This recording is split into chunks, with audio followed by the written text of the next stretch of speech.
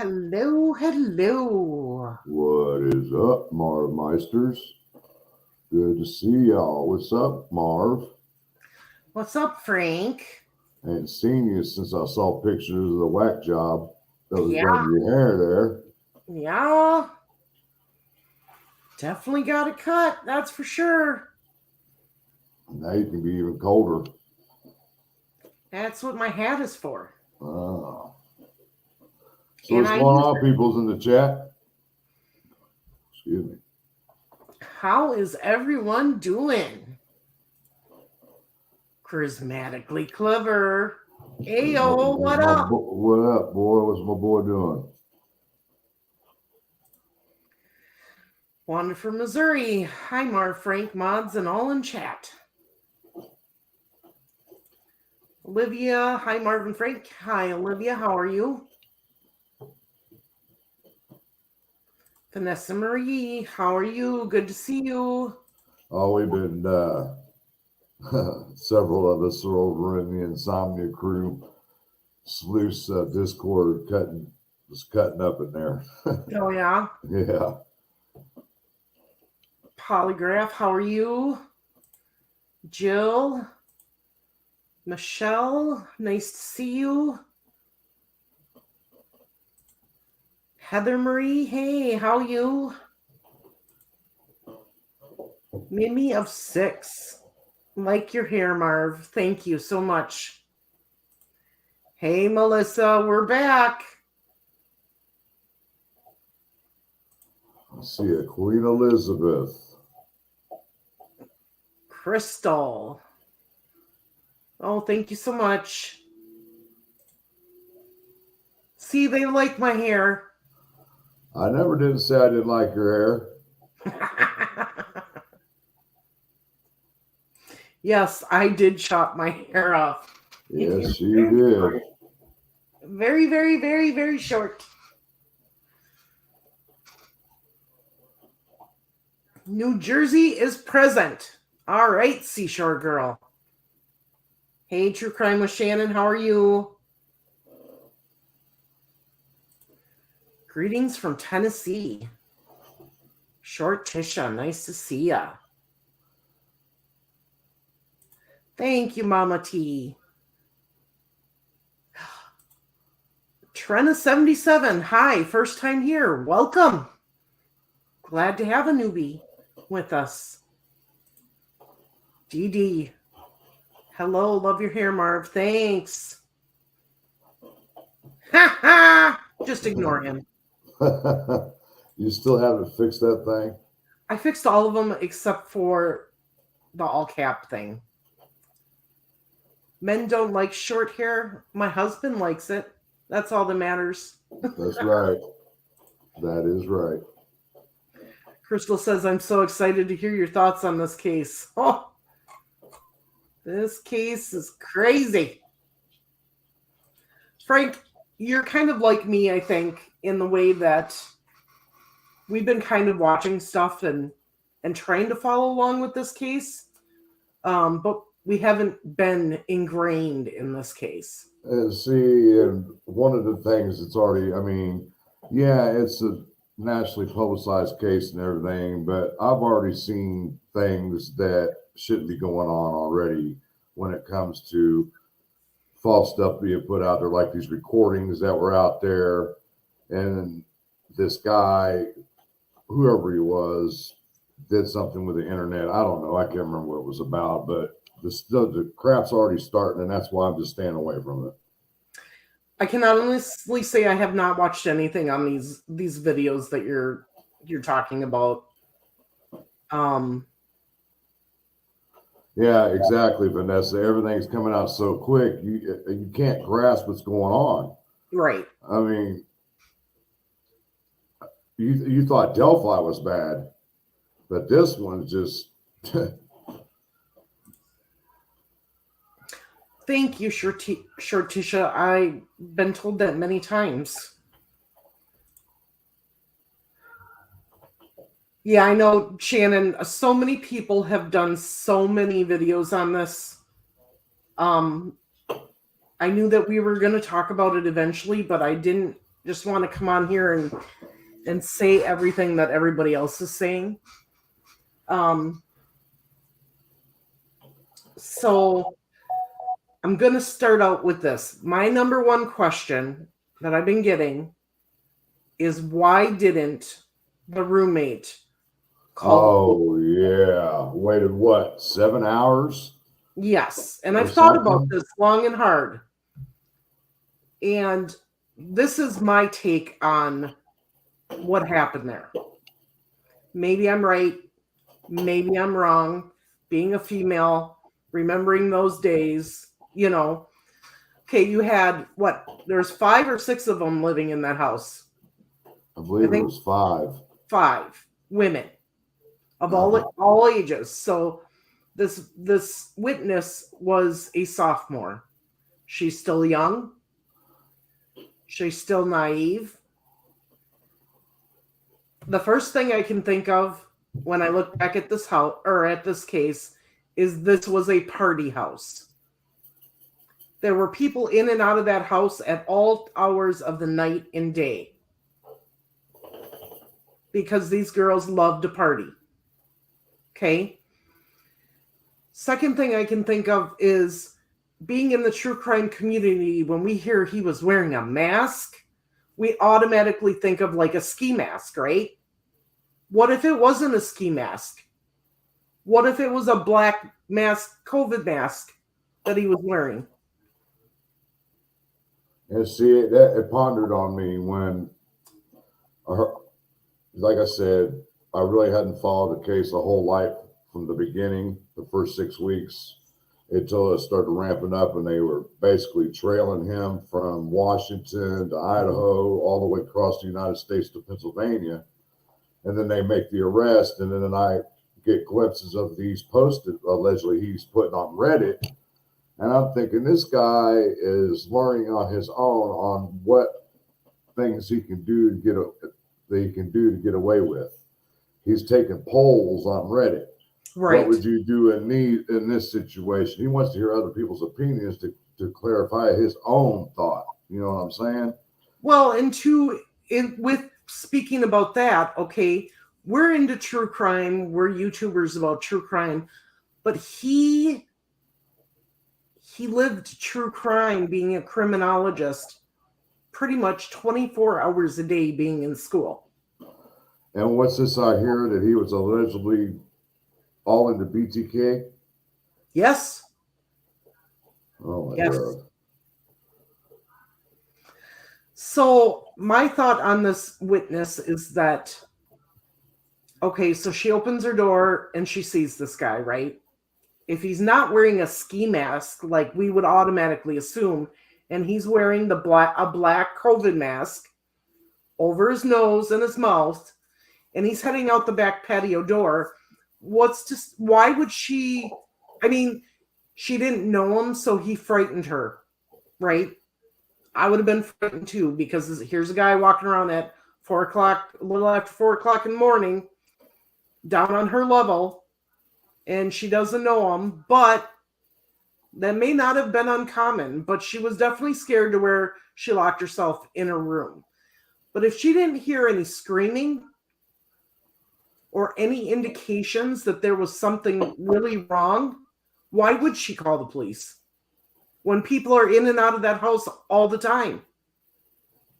And see, that made me think also that this guy sounds like he stalked that house. That is another thing I was going to talk about. Exactly. He knew the ins and outs. And why wouldn't you target that house when it's a party house? You have 5 beautiful girls living there, partying it up. Now, wasn't there a boy living there too? No, that was Xana's boyfriend that had spent the night. Dylan? Is that his name? No. Or what is his name? Somebody Ethan. Ethan. That's it. Took me a minute. I knew it was an E. So no, it was just the 5 girls living there. But it was a party house. I mean, It's a college town. they're beautiful girls. It's the perfect scenario, actually, of having a stalker. Yeah. You have 5 beautiful girls, young girls living in one house who love to party. They could have been seen anywhere and been followed back to the house. Or somebody could have just been driving around looking for a house and went, hey, look at this. No, see, I don't. He's been there several times before. Yeah, just from the little bit of that I followed in this case, it was blatantly obvious that he had been stalking a house. He knew the ins and outs, like you said. It's a party house, college town, people in and out of frat parties all the time, in and out of the houses and stuff like that. You know, that's just And common. who's to say he wasn't at one of those parties? Exactly. And that's how he knew the house. You know what I mean? Yeah. So that was the first. I don't think that the people on the internet or anybody should be bashing this girl. I think that she was scared. She decided, I don't want anything to do with this dude. Who knows who he's with here in the house? Closed the door. Knew she was safe because the door was locked. Went to sleep, passed out, whatever. And then when they woke up, they saw what happened in the house. Now, according to what somebody's saying here in the affidavit, she said she heard crying and whimpering. She heard crying and whimpering, but Xana and Ethan were in Xana's room. If I heard crying and whimpering and I knew a guy and a girl were in the room together and they could have been fighting, I wouldn't have chalked it up to something was happening. That somebody was getting stabbed to death. Right. Unless I heard screaming and yelling. Being that age, you're naive. You don't think anybody's getting killed up there. You think the couple's arguing. It's almost like this guy was testing his skills from what he learned in school. Right.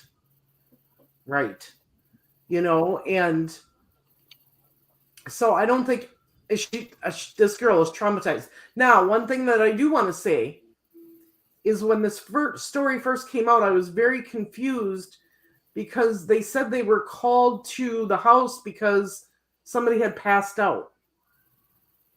And I didn't understand that until today. I watched some videos on it and the news channel and everything. And so here's what happened. They wake up, they go out, they definitely see something, right? One girl is so shocked, she passes out in the front yard.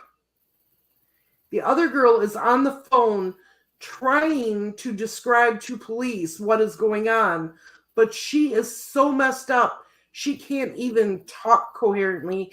And at the same time, the only thing they can get out of her is that her friend has passed out in the yard. So that is why they originally sent the police there, as somebody was passed out. And then they get there and these 2 girls are like, no, inside. And they find these 4 murdered college students. So it's obvious that they were under a lot of trauma that morning when they woke up, realizing that something serious had taken place. But like I said, without any screams or any type of alertment that something was truly wrong, they probably just thought they had people over. And one was going out the patio to order a smoke or something. I don't know. I'm reading comment or the chat. So I mean, that's my thoughts, and I feel bad because nobody should be shaming this young girl for not calling. Is it weird knowing what happened now? Yes. But we have no idea what she was thinking, at the time as to why she didn't call the police. And like you said, she's probably used to people being in and out of there.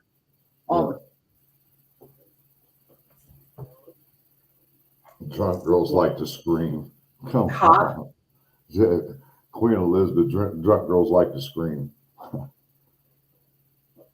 don't know what that's supposed to mean. All right, let's see. I'm gonna. And somebody asked, why didn't he stay at his own school and do all this? Well, think about it. I mean, the further away from the Get school caught? that you're at, somebody asked that in the chat earlier, and I said, think about this for a minute. I said, if you're intending on killing somebody, you want to get away from the university that you're at, Yes. that you're studying at, and go somewhere else and do it, then come back. Exactly. Yeah. She was in shock.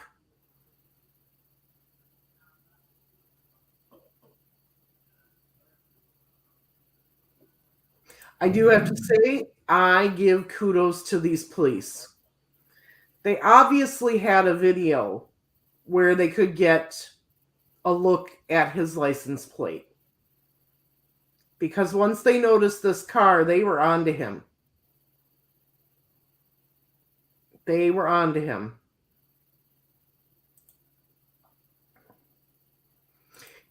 Yeah, and she had been they all had been drinking too. So, we all know that when we drink, our brain does not react normally. And she's just 20 years old. She's young. Fear, flight, or freeze. Never really considered the freeze part, but I can kind of see it when that is put into play. Yeah. And you're right, she could have passed out from shock. That is very common that when I did watch a psychologist talking the other day, and it is very common that when somebody goes into shock, their body does go to sleep, put them to sleep in order to protect them from the shock or trauma.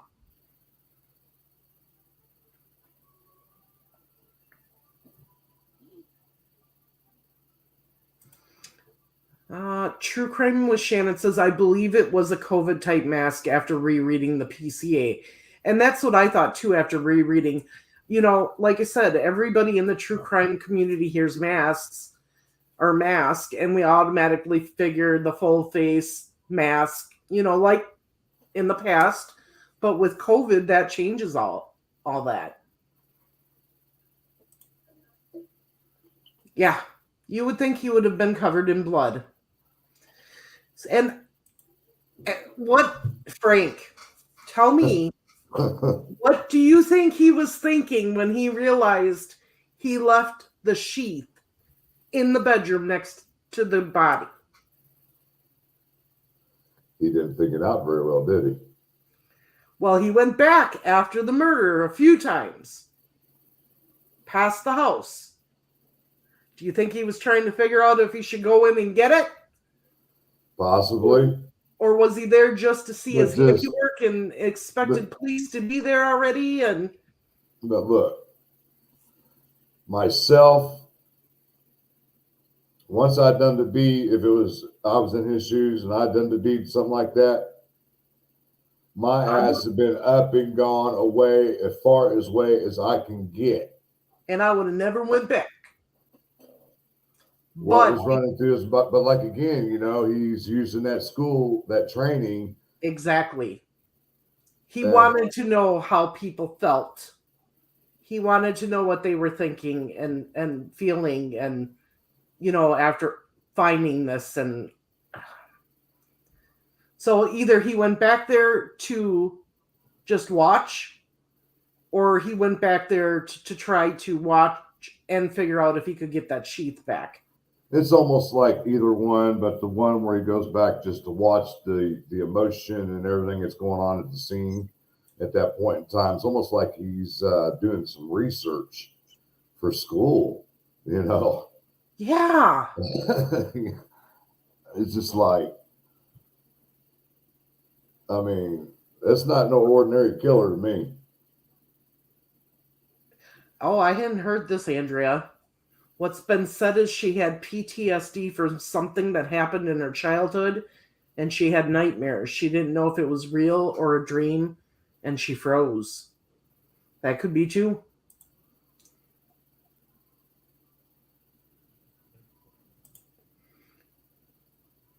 Yeah, it could be that she might have been like, am I really seeing this? But in the PCA, it does say she heard one of the girls say someone's in the house. And she heard a guy's voice saying, "It's okay, I'm going to help you."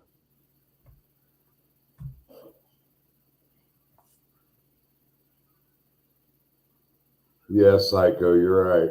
He's got academic smarts, but no damn street smarts whatsoever. Yes, Frank, and this is why he was into BTK and had access to BTK. His professor in Pennsylvania wrote a book about BTK, and she actually had to take a test from BTK in order to be able to talk to him. Damn. Yes. So she had access to him. So they're wondering if he didn't start writing BTK and asking him questions.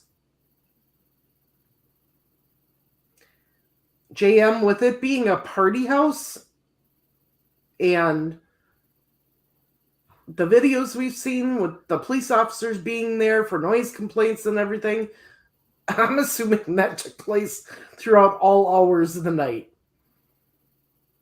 I mean, look at it this way. In the PCA, we learned that Xana, who was Ethan's girlfriend, got DoorDash around 4 o'clock and was on TikTok at about 4:15. So she was awake. And that's one of the things that this PCA helped explain. Everybody figured these kids were sleeping. No, not all of them. There were kids awake. We know Xana was awake because she got something to eat and she was on TikTok. Man, who in the hell delivers DoorDash at 4 o'clock in the morning? They sure hell don't do that here in Indiana. It's a college town. They're going to make tons of money. They're going to deliver 24/7.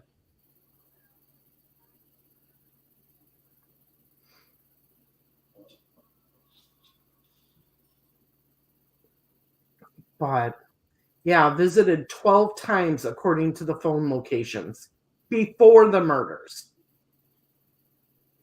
And it wasn't all on that day. It was throughout some time. So we know he was definitely stalking that house. Oh, yeah.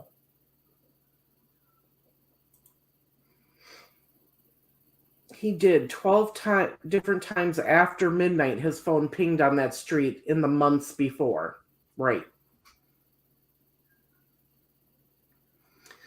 So like I said, yeah, she heard crying and whimpering, but she knew that they all had been drinking.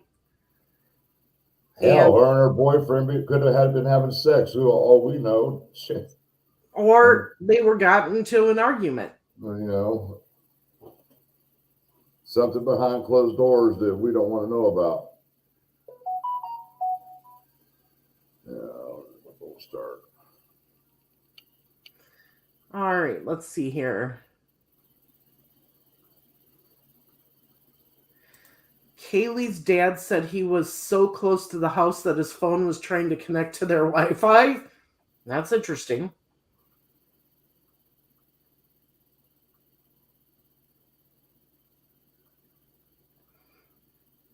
I mean, we've always talked about the Delphi PCA, okay? Mm-hmm. Not very, very limited information. This is the first PCA I have ever seen that was this detailed. Normally, they do not have all that information in the PCA. But for some reason, this law enforcement decided to go all out and give them a lot. But at the same time, you have DNA, which is huge. You know, they've got his DNA on the button, the clasps of the sheath. They have his phone records. You know, they've got videos of the car there. So, Otherwise, you're just saying he's screwed. I think so. Depending on what other evidence they have that they haven't given in the PCA, that right there is a huge amount. Huge. Hello, Miss Thing. I just didn't understand her hearing a scream or whispering, then seeing a masked man, yet not calling 911. But that's the thing. She heard crying. She didn't hear. I never read anything about hearing an actual scream. So if anybody can find that, let me know.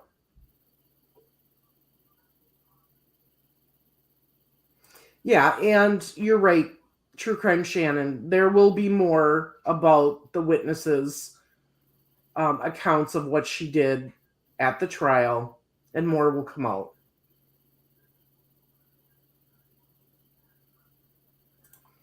Melissa, maybe that girl slept through it all and didn't see anything, and that's why they're not mentioning her.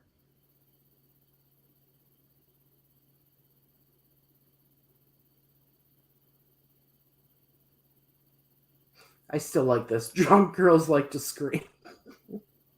Unless they were ambushed and couldn't. You don't know if he slashed throats or whatever to make them not scream right away.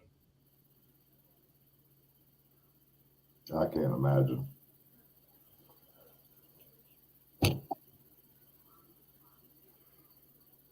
I can't either. I mean, it's a huge tragedy. And having a child as a freshman in college, this did not make me feel better. I'm sure.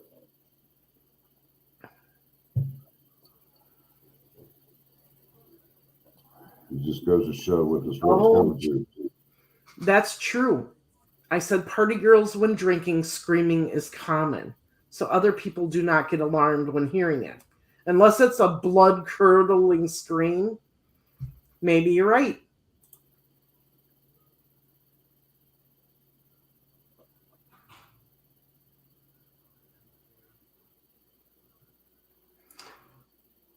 So, yeah, I mean, yeah, I'm sure they all were. Oh, I remember those days.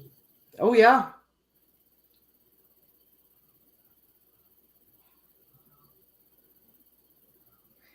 And what is this that he is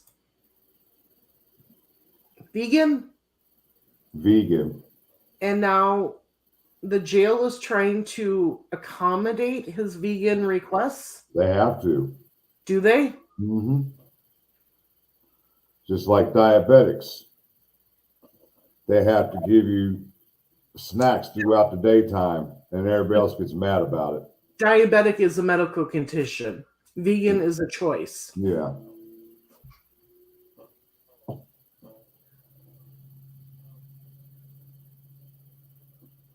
I hope he's got a lot of money. I'm wondering about this too, Michelle. Because he was interested in asking questions about how did you feel before you committed the murder, during the murder, and after the murder.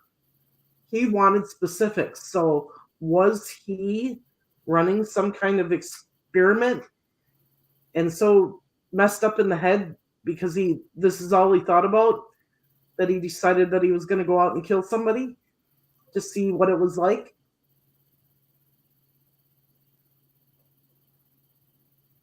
It almost makes you think back to the Ted Bundy situation. Yeah. He was practicing to be, or he was studying to become an attorney and killing people at the same time. What if he was using? That's why he tried to defend himself. Right.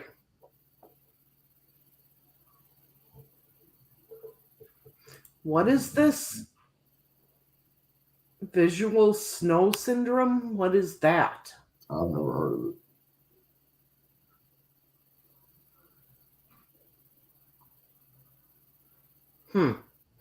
And she did give a good physical description of him.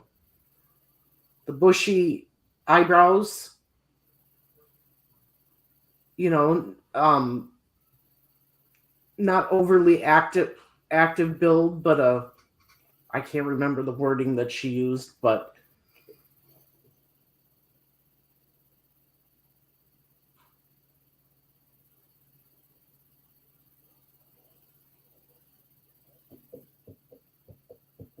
yeah, Janet, he may have gone back to see if the cops were there.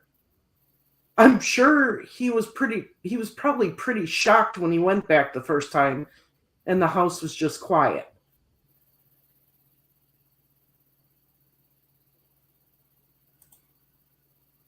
Yes, it is very sad, Melissa.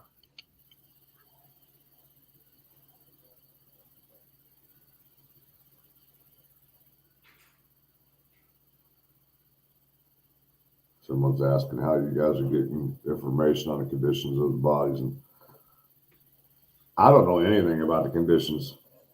I don't either.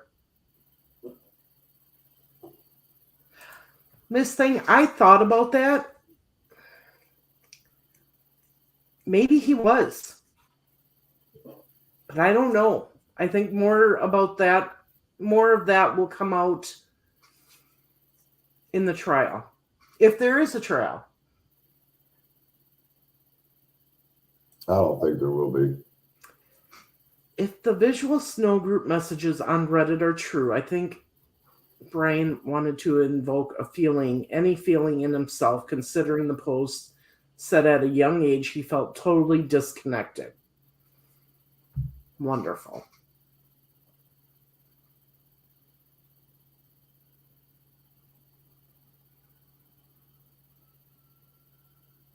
Oh, yeah. His computer phones will be a treasure trove.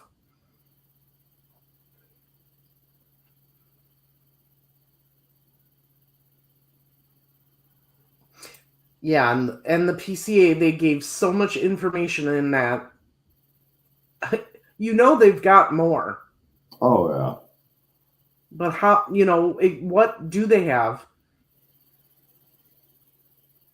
And I'm assuming what they're holding back is going to be the nail in his coffin with everything put together. Sounds like another case, huh?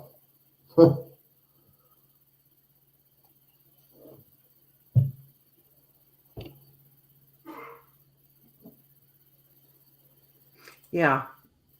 And Psycho can't scream when you're... That's what I was thinking. Some girl got interviewed and said she went on a date with him. She met him through Tinder and said he was real creepy. And I heard about a bar he went into where he would ask the females that worked there and the customers, where do you live? What time are you going home? Things like that. Unappropriate questions. And they finally went up to him and said, you need to stop. You may sit here and drink, but enough with asking our female. And then he stopped going there. Now, one other thing I heard, Frank, and I don't know if you heard this, but they think they may have him on video at one of the memorials. I don't see that. Honestly, I don't. If he went back for 3 hours when the police were finally there, he may have had the guts to go to a memorial.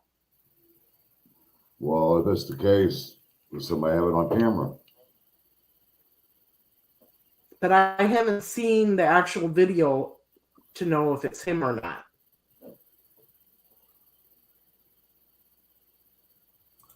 The TV said he was not at the memorial. Okay. True Crime Shannon said she saw the pics and it's not him. Oh, good.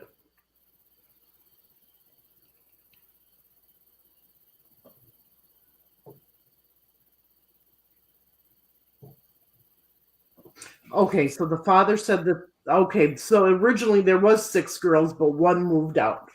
Okay, that makes sense.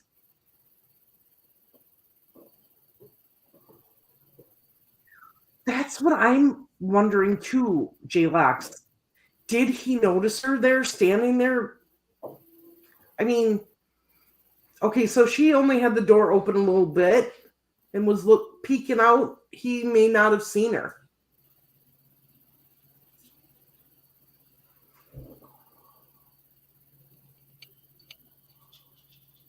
Vanessa asked, do you think it's his first time? Yes, I do. I mean, look at how fast he got caught. Yeah.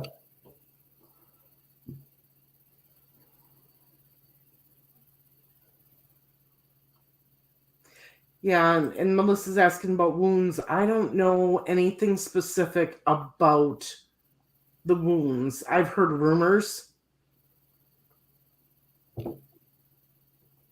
but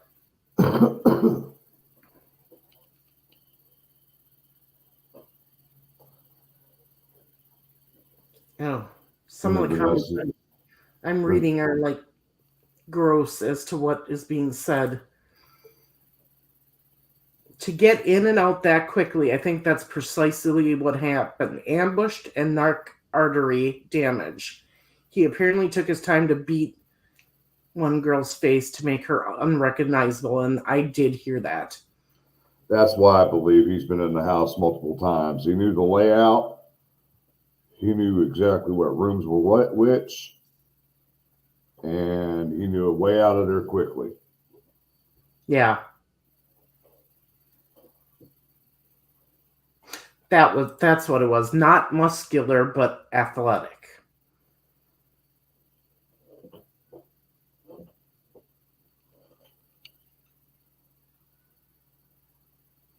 And another thing is they got his footprint by that witness's door.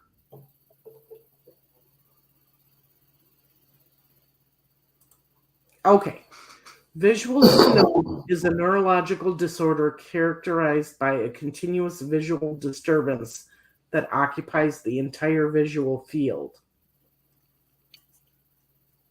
And is described as tiny flickering dots that resemble the noise of a detuned analog television. Interesting. Don't get me on that. I have no clue what any of that means. Yeah.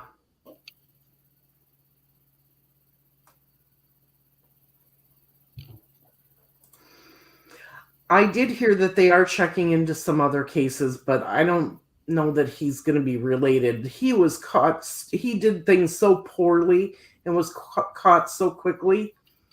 I think if he had done this before, it would have been the same thing. Because you get better as you go along, not worse.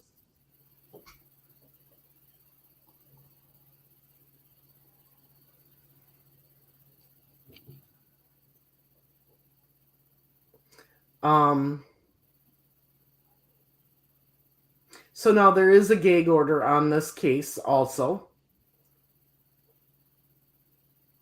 I believe his next court appearance is on Thursday.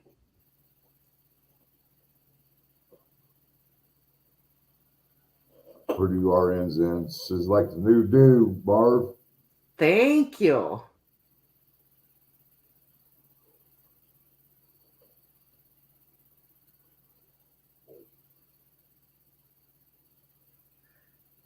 Let's see here. Hey, Purdue, nice to see you.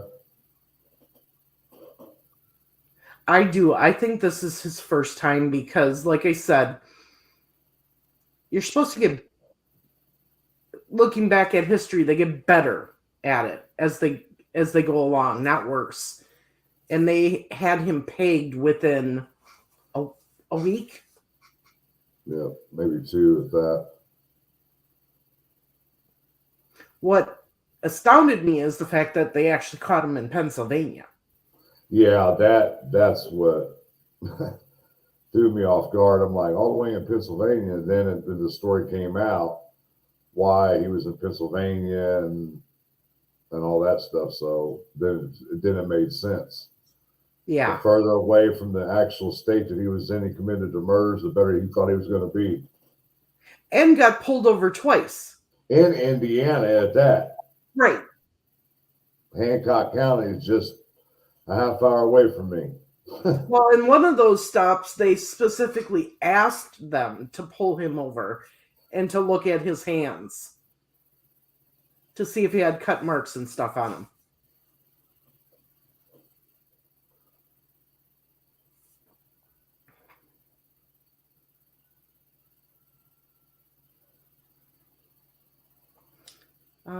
He's not the one for Oregon stabbing.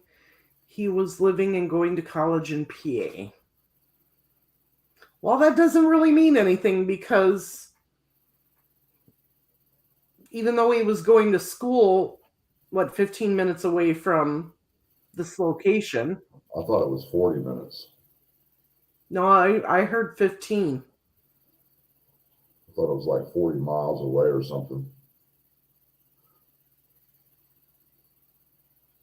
Yeah, he changed his license plate from Washington State to Pennsylvania 5 days after. Mm-hmm. I believe that one camera will be allowed in the courtroom, and when the hearing is over, it will be released to the public. That makes sense.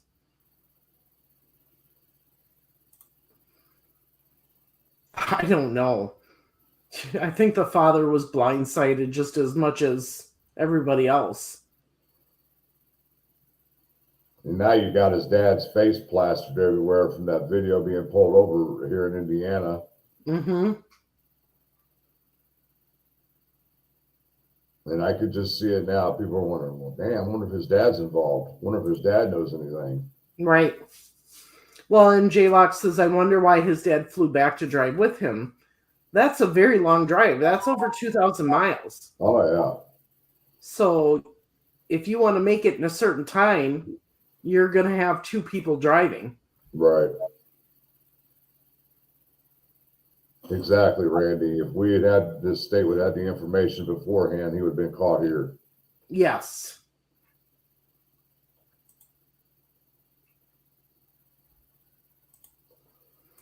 So with this case, like I said, 16-minute drive from his apartment to the scene. Okay. Yeah. I knew it was a short amount.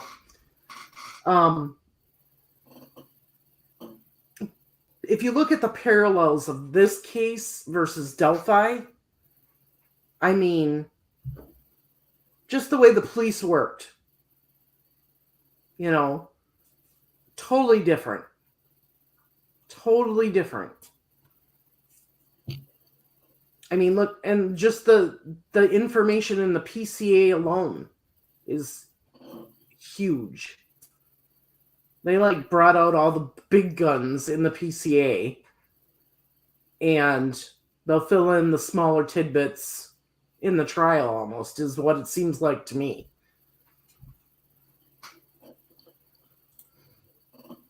And I'll counter that when it comes to Delphi. I think the prosecutor is going to have issues. Yeah. I see it already. It's common for kids to drive back so that they can have their car. They're off for a month. It's not just a week or 2 weeks. I think my daughter was off for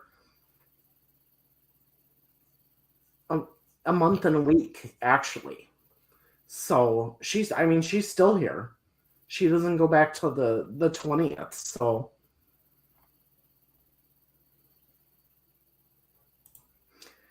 they're saying they think the FBI had him pulled over both because even his parents mentioned how weird it was.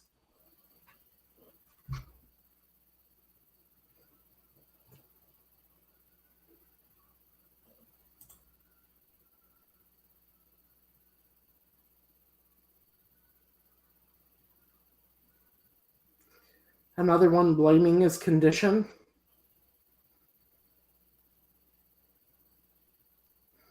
You don't think... Okay, Frank, so we know they have a lot of evidence against him. And since this condition is coming out, do you think he's going to try an insanity defense? I think what's going to happen is that it's going to be brought up in the hearings, and the judge is going to order a psychiatric evaluation on him before they make that determination. Well, I would hope they would, especially with this coming out here. But you got to think about it. To me, the insanity plea is not going to work because he was in his right mind enough to get out of town. He was in his right mind to go back to the scene of the crime to visualize of who was there or whatever he was doing there. Then he had the mental capacity to clean his car when he got back to Pennsylvania. Yeah. I mean, come on. I mean, no insane person's going to do that crap. This guy was meticulously planning this out and didn't realize that he had left the sheath there next to the bodies, and that's what got him caught. And plus the video of the car and whatever else they've got on him. The cell phone data and all that. Yeah. Right. So, yeah, exactly. Melissa, he tried to do the same shit that Bundy was doing. He'd make a kill, and then he'd leave the area. Make another kill, go to another area. Then he ended up down in Florida, and then that's where his bug got caught. And effing music, the extra 500 miles to me wouldn't be a big deal because knowing myself or even, a father and son, hey, let's go see some areas while we're doing this trip back home. Make it a little vacation. Right. So I don't see that as a red flag or anything. And yes, they were tailing him. They were using the license plate detector. I did hear that. To keep an eye on where he was. What do you mean Idaho don't allow insanity? Some states, they don't allow the insanity plea. Oh, well, then we don't have to worry about that.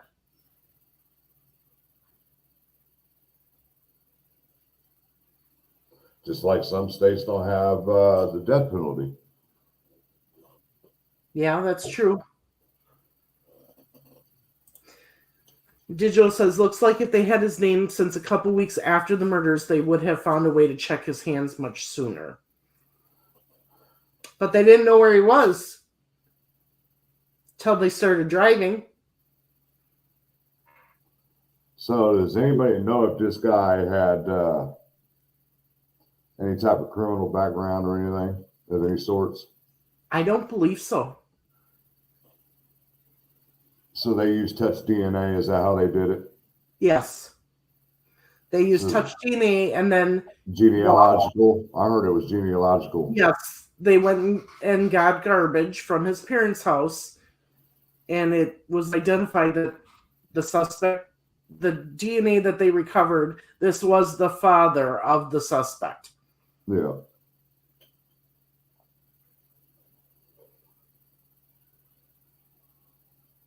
So,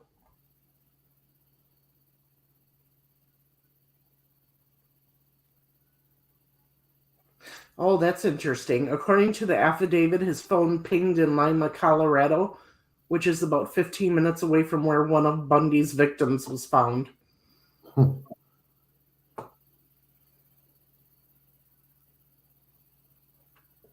Wow.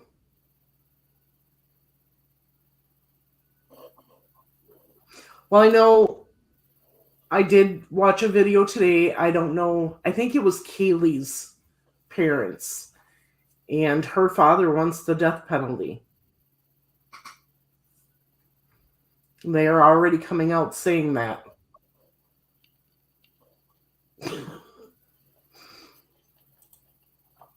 Perhaps he would have had girlfriends if he wore a pineapple t-shirt.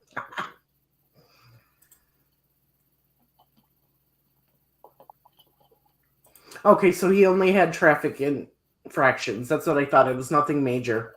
Okay. Because I haven't heard anything on any fingerprint So when I heard about the touch DNA, Yeah, no, it was not. It wasn't a fingerprint. It was from the inside clasp of the button of the sheath. They got DNA. Skin cells transferred to that. Yep. Yep.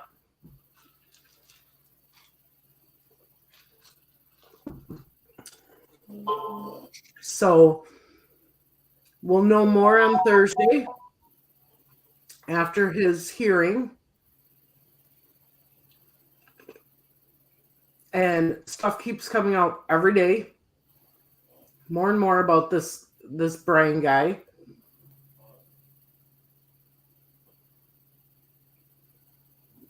And that's the day that we're going to start talking about Jordan Sofer. Right. Man, I've been hitting the books on her here lately, and it's hard to find any information on her. But I'm doing what I can. I do got some key points that are interesting that I've noticed in some statements that were made by some witnesses or people that they talked to in that case. Yeah. So, and like I said before, my main concern is to try to learn about who Jordan was prior to her being adopted, because it'll tell me a whole lot about her. And so I've got Deb Rollinson. She works with us. She does some research searching for us. She knows people that live in Peru. And Jordan Spear was originally from Peru. And I'm trying to find out if anybody knows of her, what her, I'm not going to go into detail, but that's not her real name. Her name was changed when she got adopted. So I gave Deb the real name to see if she could find anybody that knew who she was back years ago, and if she went to school there in Peru, if anybody knew her or anything, so I can get a thought of what kind of person she was and see what kind of life she was living. Even though it is documented that she had no run-ins with law enforcement of any type, it doesn't mean anything. There's things that people have in the closet that people have never known that other people haven't known their whole life. And like they might have done something that Ellie has never found out about. You know what I'm saying? Yeah. Like drugs, things of that nature. So I'm trying to get as much information about this girl. It looks like it's going to be continuous when it comes to this case, just like the Delphi case. Yeah, so we got the first part of Jordan Sofer on Thursday. Mm-hmm. I have individuals helping me with some other stories that we're going to be bringing you. They're writing up scripts and stuff for different cases so that we can report on it. It's hard for us, even with two of us, just to research all this. It's hard, guys. Trust me. So it's so hard for me to concentrate on one case, and then Marv's like, "I need you to do this for this case for me," and then I have to stop what I'm doing on one case and go to another case, and then it revolves to another case. It's just like, whoa, it is overwhelming, guys. You wouldn't believe all the cases we're looking at and trying to do each one individually and not try to work them all at the same time, because that's where the confusion gets in cases. You overlap, and I'm trying not to do that. And so we're going to have a lot more content out. If you are interested in helping write a script for a case, let me know. Basically, these individuals are looking at articles, videos, writing down pertinent information that the audience needs to know, supplying me with videos or articles to read from, so that we can cover a lot more cases here in the future. And that does remind me, Friday is Richard Allen's court hearing, and I don't think he's appearing because I've been checking and there was no transport order put in for him to appear in court on Friday. So I believe it's just the attorneys and the judge, but it's open court. I also believe it is open court. Well, that's about the gag order and what? The change of venue. But from my understanding, from what I've been reading, is that they're going to preach their case right to the judge that day. They're going to what? Plead their case to the judge right there that day. Make a first attempt to have the charges dropped, dismissed, and all the crap. Yeah. So Well, we'll see. We don't know what the prosecution has given them for out of discovery yet. Yeah, it may be way premature.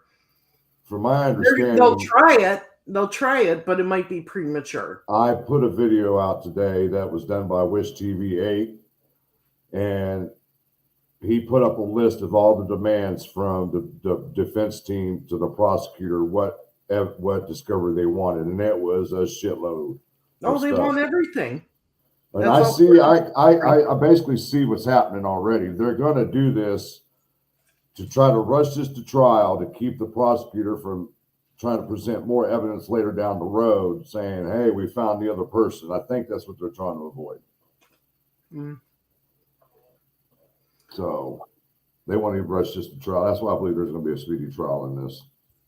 We'll see. Let's see. Public is allowed from 10 to 11 on Friday, and court will have the public to leave so they can finish the dishes. What are you laughing? Randy. Good one, Randy.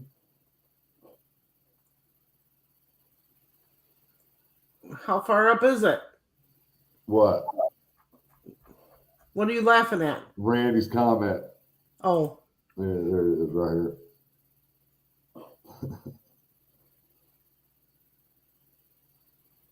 here. And I am seeing that I see other people are talking about the Ron Logan situation again.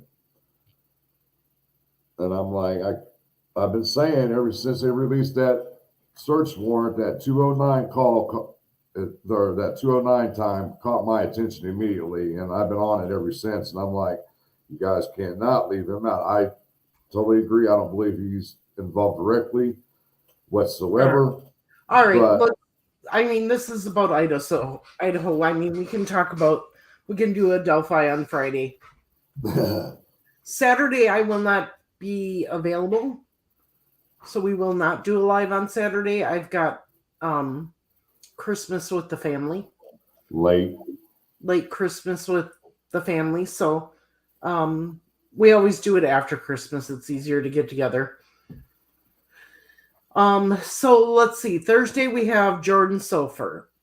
Friday we're gonna talk Delphi. And then I also have additional help, and I'm reaching out to contacts on the Tabitha Shuck Rains case. So I am almost ready to pull the trigger on the first episode of that. Almost. No word back from Tibby yet?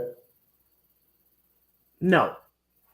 But I'm in contact with other people. Yeah, I've been trying to reach out to State Trooper Detective Burgess when it comes to Jordan Sofer. Yeah. So we're definitely working on a lot of things. Like I said, if you have time and you want to research a case and write up a script for us, email us. Let me get my banner up here. Email us. We'll be more than happy to take the help. We have a list of cases that we want to cover. If there's a case that you want us to cover, do the research, write up a script. If you need to know what's in the script, send us an email. I'll let you know. And then we can get it out there. Melissa's asking, do we think that he's involved with Richard Allen's involved with Jordan? That's an angle that I will be looking into at some point in time when it comes to Jordan Spear. But right at this point in time, I'm just trying to get to know who she was as a person. I haven't heard anything on the Florida lawsuits at all. Nope. I know, what's that guy's name down in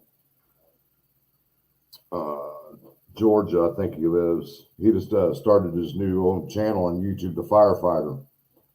He's been doing the Florida fires. Oh, what is his name? I can't remember his name, but we'll find out, and then we'll put it on the True Crime with Marvin Frank Facebook page. Yeah, I subscribed to him immediately. So yeah, that little boy, that little 6-year-old in Virginia shooting that teacher.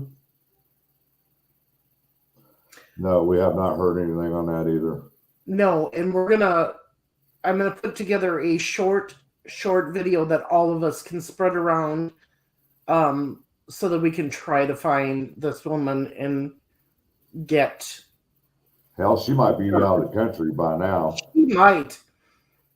I'm surprised with the way her picture went around that nobody saw her.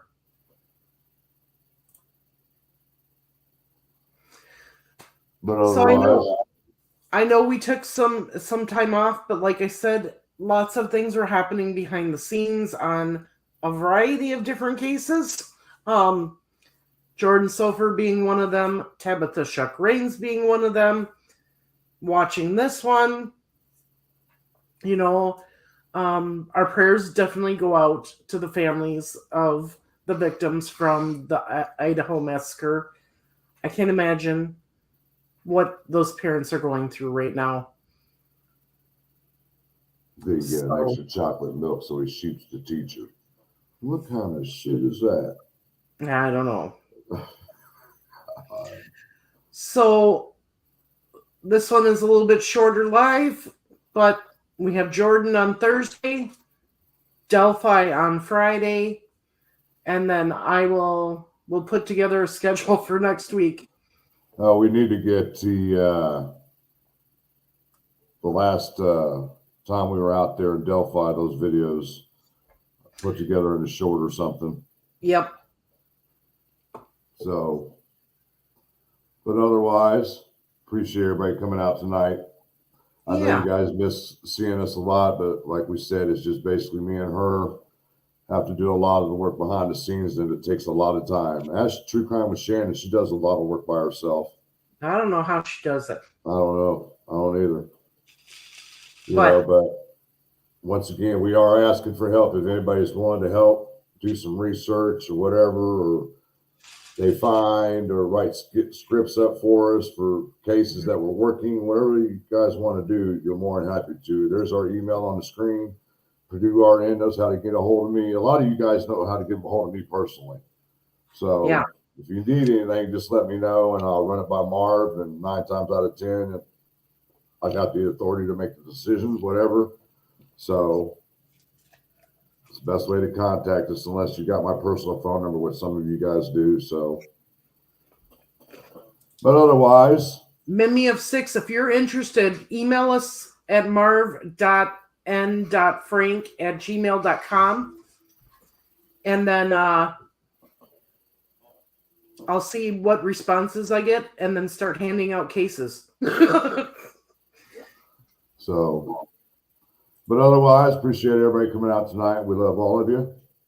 Yep. We'll bring you back Thursday, the same time, the same Marv Meister channel.